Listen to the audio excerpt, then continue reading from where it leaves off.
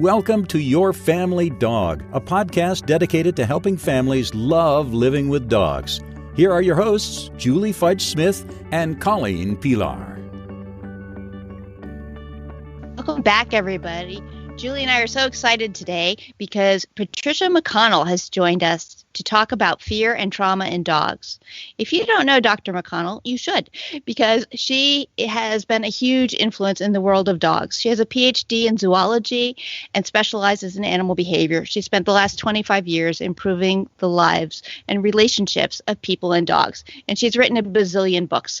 The book we'll probably be talking about the most today is her memoir, The Education of Will, which really addresses the subject of fear and trauma, which is near and dear to Julie and my hearts for helping dogs. So welcome, Patricia. We're so glad you're here. Oh, thank you. It's a pleasure to be here. What fun. Yes, we are delighted. So I'm going to start off with, I think it's important for people to understand terms so that we're all on the same page. So I was hoping you could talk about what trauma is and how that what it is and how we may be able to recognize that in dogs. You are a woman after my own heart, because on the notes that I made for myself in preparation for our talk is first define trauma. All right, I'm so excited. I'm in sync with Patricia McConnell. Okay, so we are definitely in sync. So here's the thing about trauma, and I learned personally so much about this when I was doing my own therapy and recovering from traumas in my past and writing The Education of Will. And it's really interesting biologically. Trauma is very different than fear. Fear is, we all know what fear is, right? You know, you're afraid of snakes, or a dog is afraid of somebody grabbing their collar. Fear is a very important response to a potentially dangerous situation. What's different about trauma is that it becomes pervasive. Trauma is a kind of the best way I know to think about trauma is to go backwards a little bit and to think about how all mammals are, we're sort of basically a chemical experiment, right? And we have certain boundaries within which our bodies and our minds have to function. So just take temperature, for example. There's this boundary, low, boundary high of temperature that we can function within. And if it gets over that boundary, say it's a little hot, you can be a little uncomfortable. And if it keeps going higher and higher, you get more and more uncomfortable, and eventually you can die, right? Mm-hmm. But in most situations, unless your temperature gets too high, you're resilient. You can bounce back to your normal state, so you can get back to where you were. Trauma is basically a situation in which emotionally, psychologically, you have been pushed past that boundary into an extreme that changes brain structure, that changes physiology, and you can't get back. So it's pervasive in that it can be generalized. Good example is that people who've been traumatized by, say, a car accident, which, by the way, can cause quite a few people who are in a serious car accident develop PTSD, especially if it happened out of the blue. Mm-hmm. But you could have been in a really bad car accident, but it's not just cars that you're afraid of. With me, I was assaulted, and also had somebody literally fell from the sky and died right in front of my feet. I mean, that literally, out of the blue, somebody fell from the sky and died at my feet. Yeah, and you write about that in The Education of Will very openly. That's shocking stuff.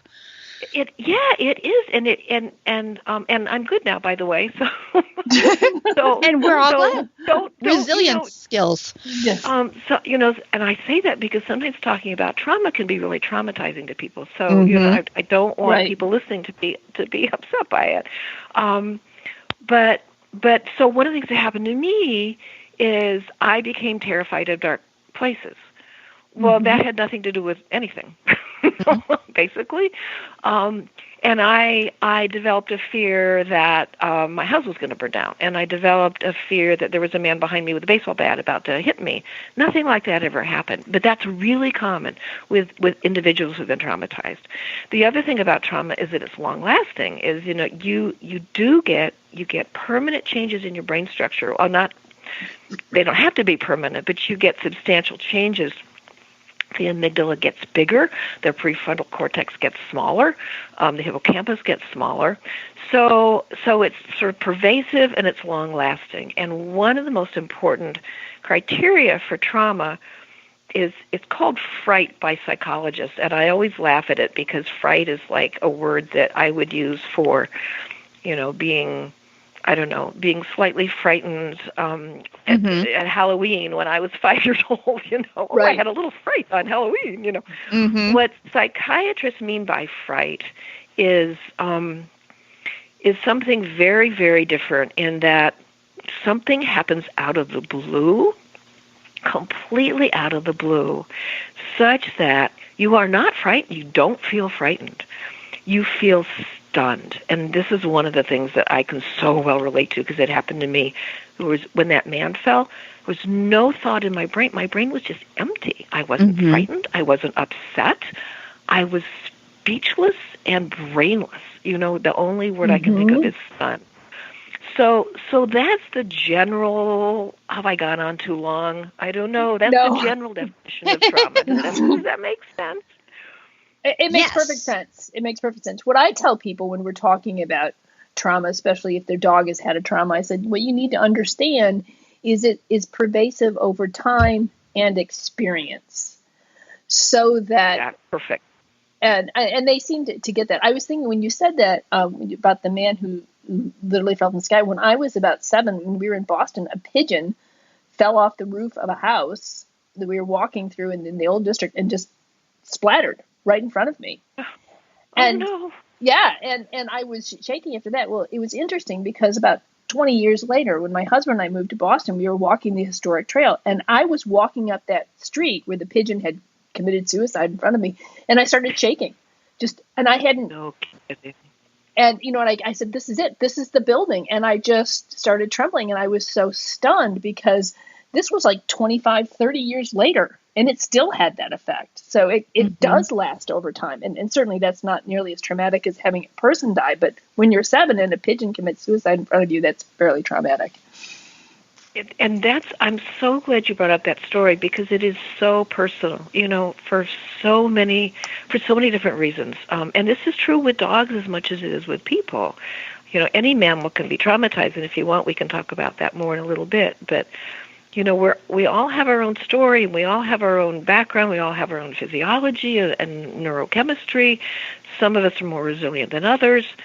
Things happen, at the age of 7, you might have been in a particularly important period of expanding your empathy, loving animals. You might have been in a particular state that day. It might have been if it happened a year later, it wouldn't have had the same effect. And that's true with all trauma.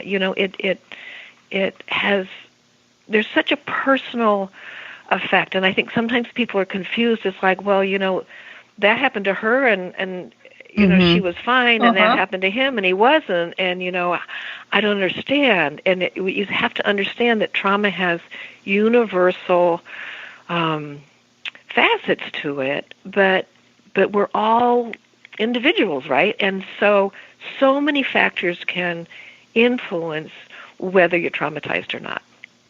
Yeah. Right. So I think that you're right. There's universal factors or the way in which trauma may work in a person, but those universal factors work within a personal experience.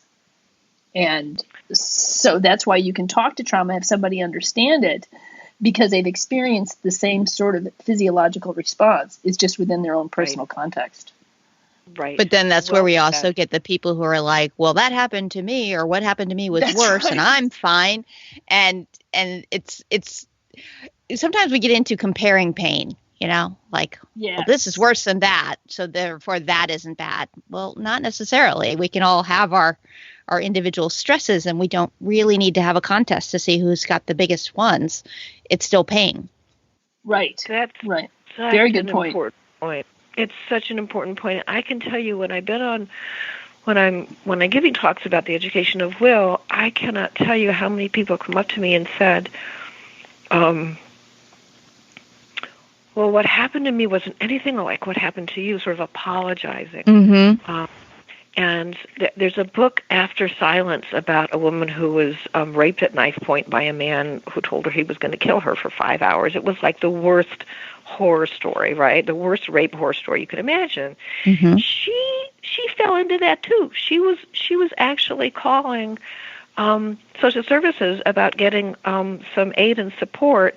And during the phone call, she thought, I have no business calling and using up the time and resources. I'm sure there are other people who need this more. So the point about not comparing is such a good one. It's so important. If an individual or a dog is traumatized, they're traumatized. Right. That's all that matters, right? Mm-hmm. So how can a dog's family know first if their dog has been traumatized, and how that would be different from just fear from a family's perspective? Yeah, it's a really good question. And it's not always easy. I mean, it's not always easy in people. Right.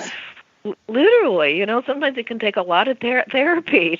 I remember talking to my therapist and saying, so do you think all these things that happened to me, I don't know, would that have like an effect? And my therapist was like, yeah.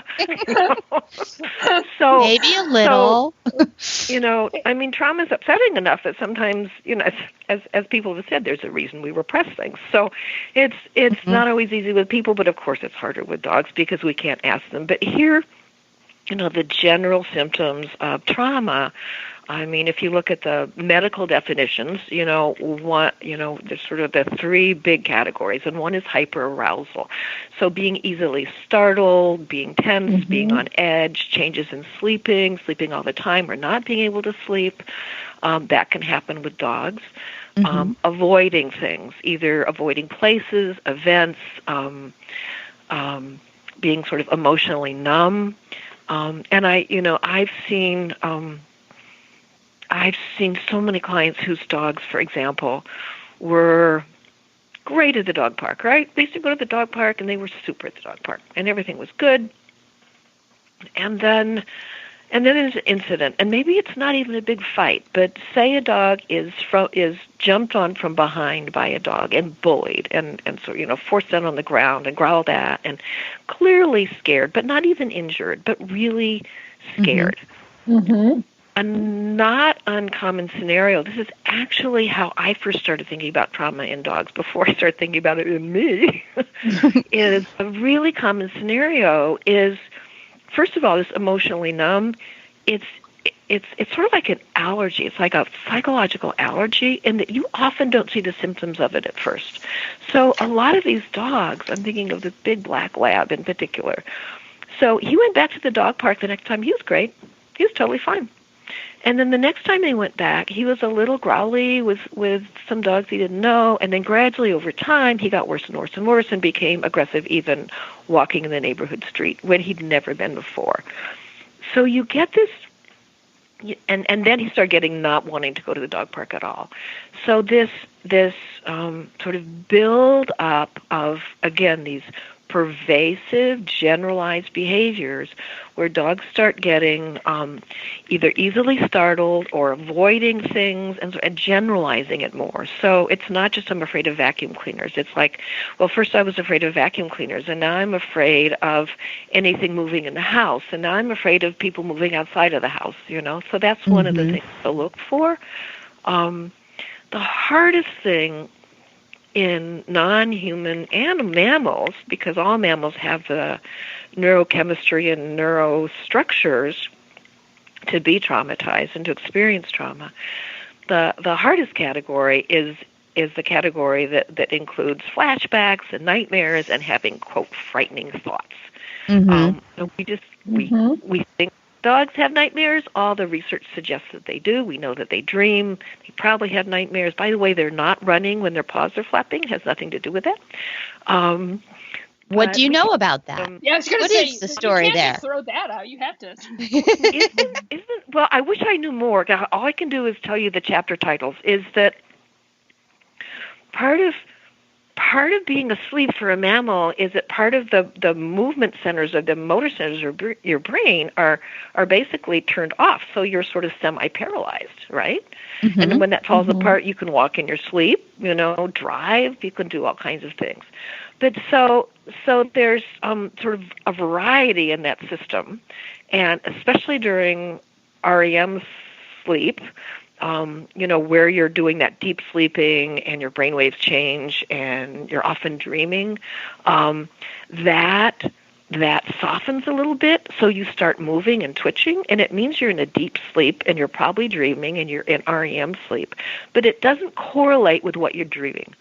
So just because the dog's paws are twitching doesn't mean it's chasing a rabbit. We always say that, he must be running. But we never say that with people.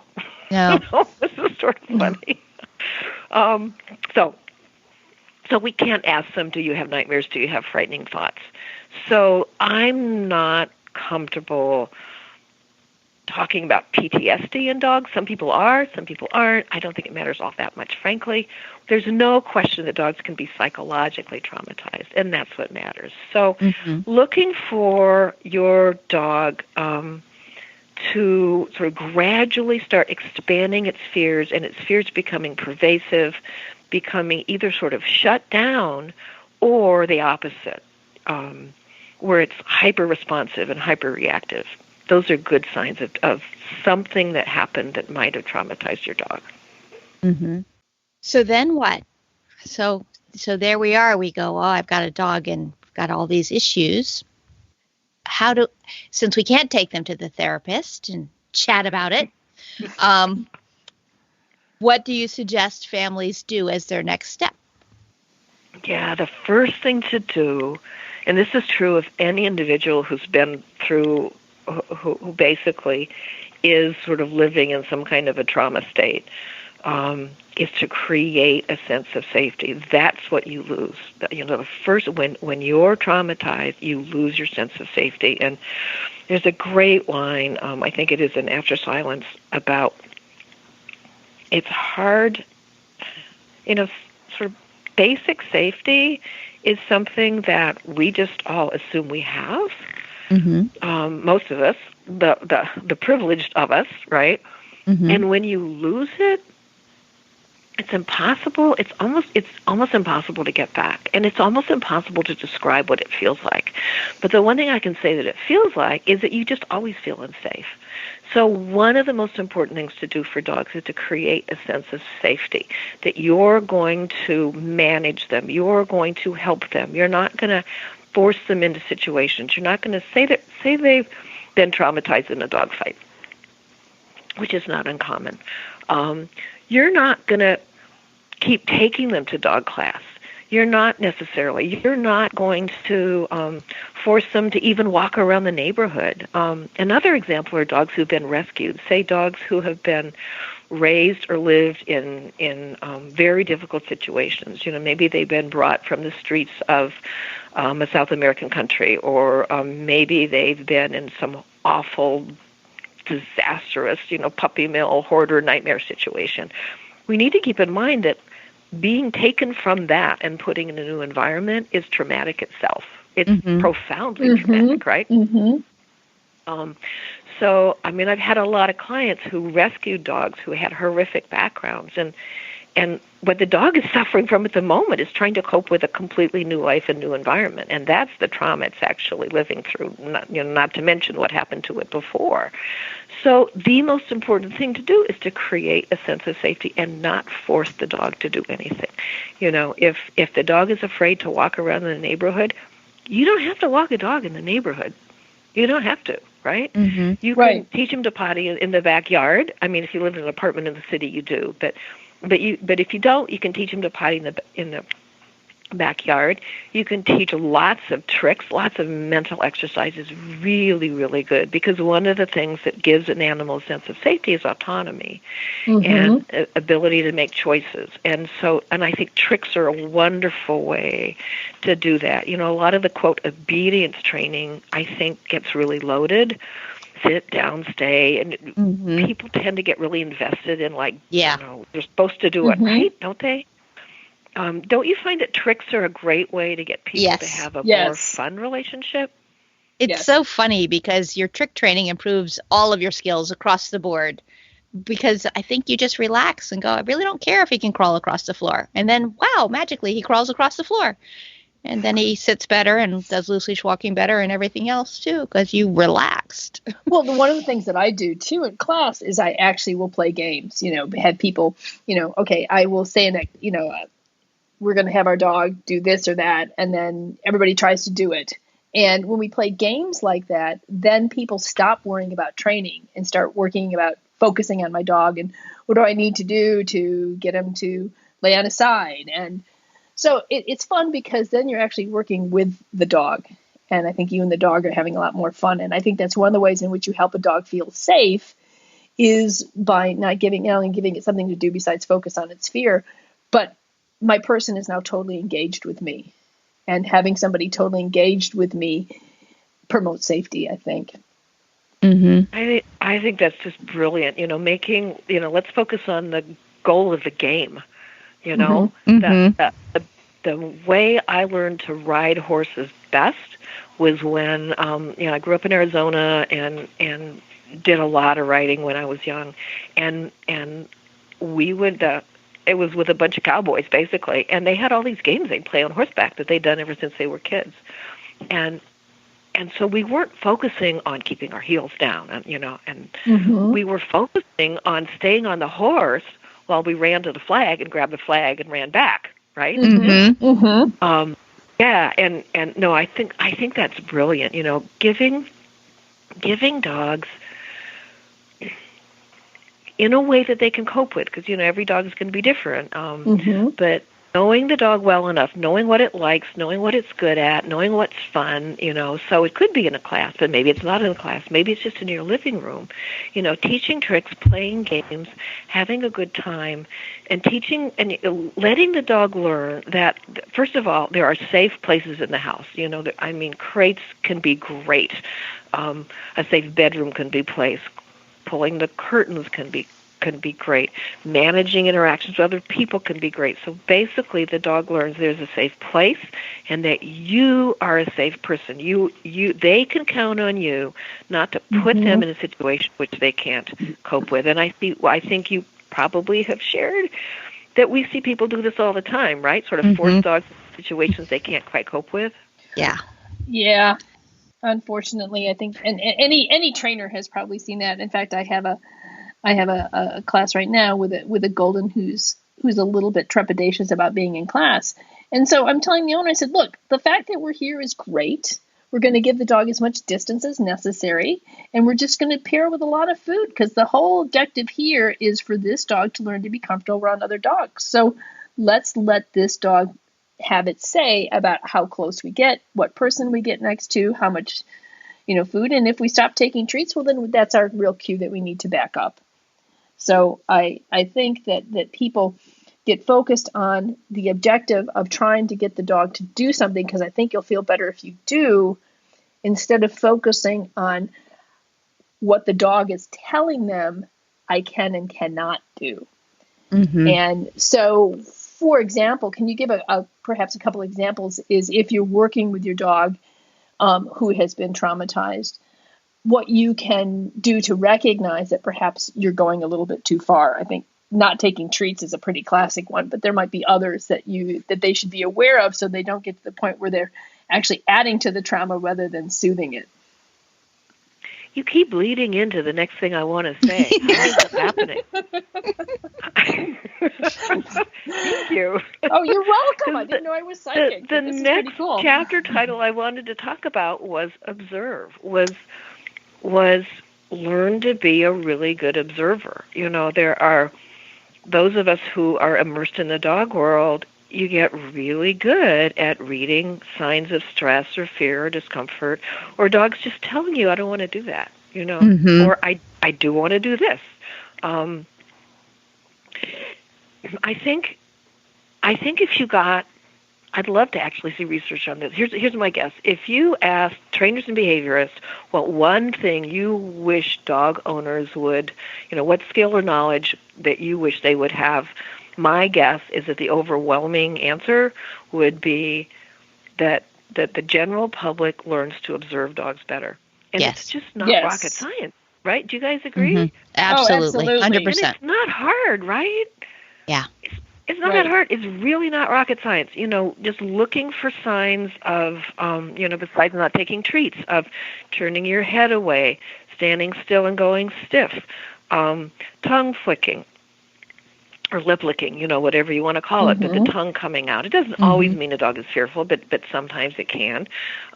Changes in commissure going backwards in a fear grimace, avoiding, sort of frantic sniffing. So some of it is relatively subtle. Tail position obviously can be really important. And we, you each need to know your dog. It's like a poker game. You need to know your dog's tells. So, just noticing that, he just turned his head away from that. Why did he do that? That's really interesting. Because normally he's usually looking right at it, really interested. Why does he not want to look in that direction? What's going on there that he's trying to avoid? Because remember, avoidance is one of the symptoms. Yeah. So learning to be an observer, and there's so many ways to do that. I mean, I've got seminars, Lost in Translation. That seminar is all about reading dogs. There are lots of great books out there, and videos. So it's a really easy thing to do. But the other thing, because I know we're going to run out of time, that I want to be sure to add in terms of people who have a dog who's behaving as if it's been traumatized, is the hardest one. It's patience. It's just severe trauma is limbic. It's so primal. It's based in your limbic system. It's based in that really primitive emotional system. You can't just train it away. It can take months and it can take years to recover from trauma. And my experience as a behaviorist is that's one of the hardest things for people. You should be better by now. And that happens to people all the time. You should be over this by now. We're a very impatient species. I mean, I think people have experienced this with grief. Somebody you love dearly or a dog you love dearly has died, and the world is very sympathetic for a week or two, and then it sort of moves on. And if it's still bothering you 3 months later, it's like, well, what's wrong with you? It's still bothering you. Yeah. Well, it's only been 3 months, and you lost your mother, your son, or the love of your life dog. So I think that's the hard. I don't know. I'm sort of impatient, so maybe I'm just projecting. No, I think you are. Because I think people do that. They're like, but I gave you a treat, so what's the deal here? And so no, I think you're right.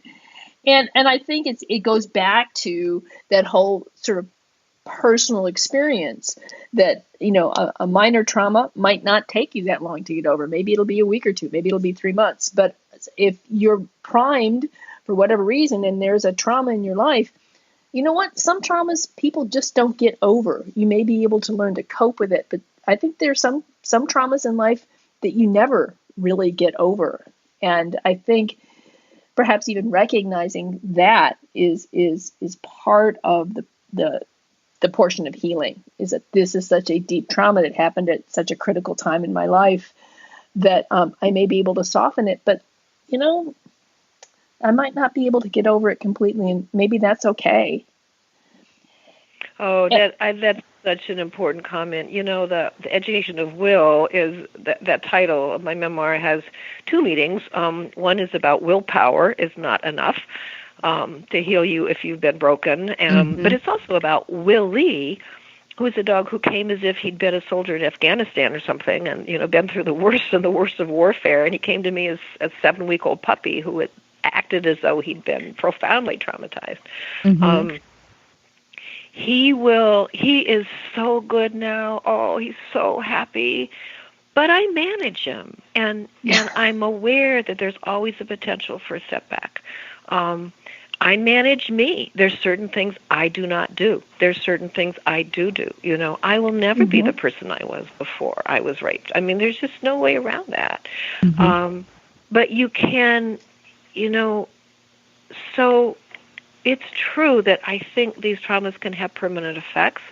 What's encouraging about them is that once you understand them and understand that resilience can be learned, and that even severe trauma, it's amazing how resilient people and dogs are. It's just absolutely astounding. And it is. So even severe things can be overcome such that you can have a really wonderful, happy life.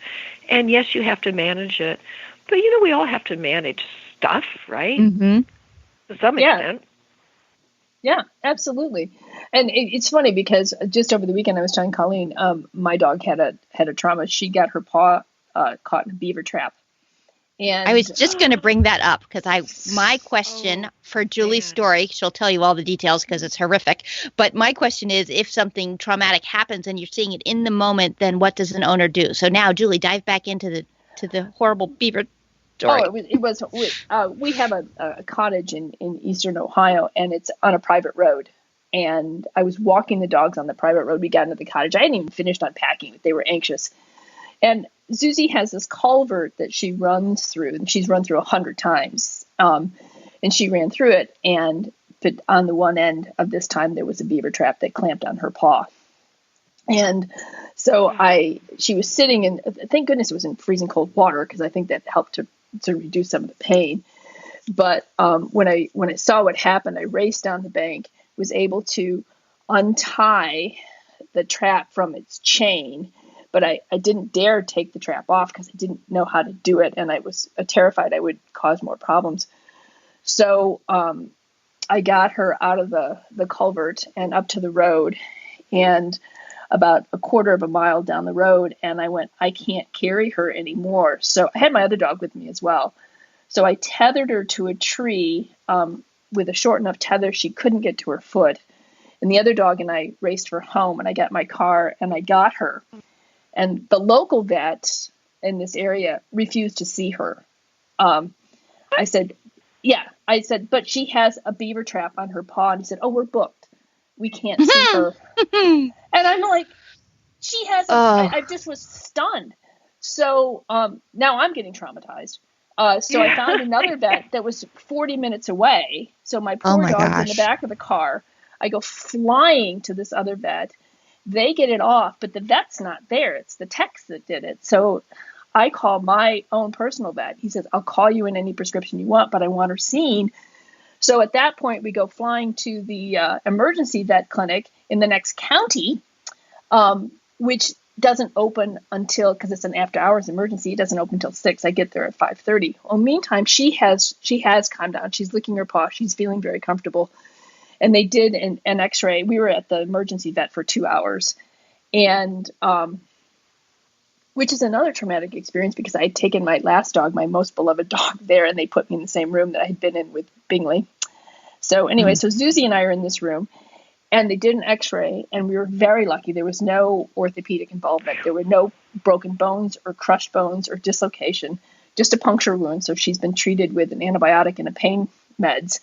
And she's very comfortable. And the next day, she was very ouchy. But the day after that, she ran up and down the hill with my dog. She's gone to our local park. Oh, good. But my question is, I have not taken her down the road to that culvert again.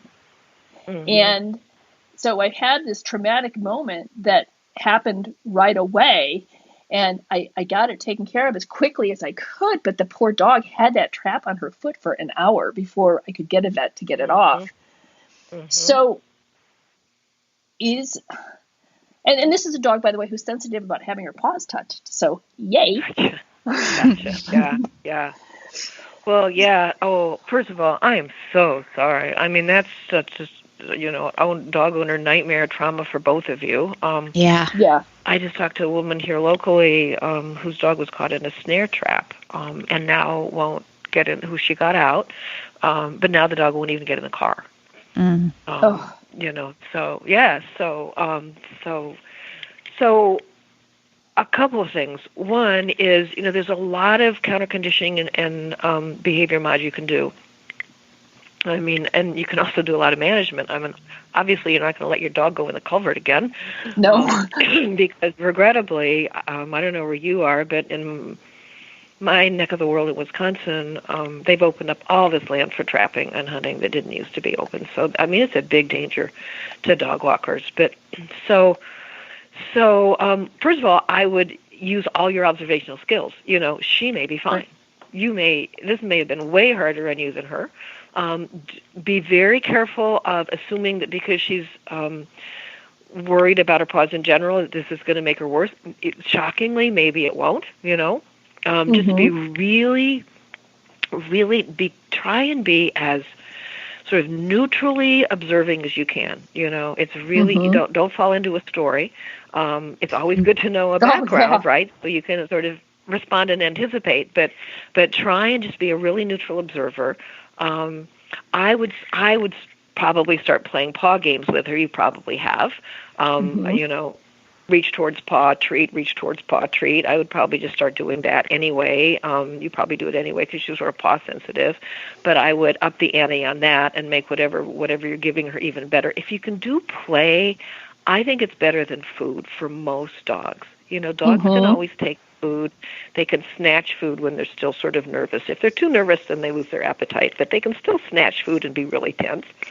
It's really hard to be tense when you're playing. So if she likes to play, I would do a lot of that. That's a great suggestion. Thank you. I hadn't thought of that one, but I love that one. Good.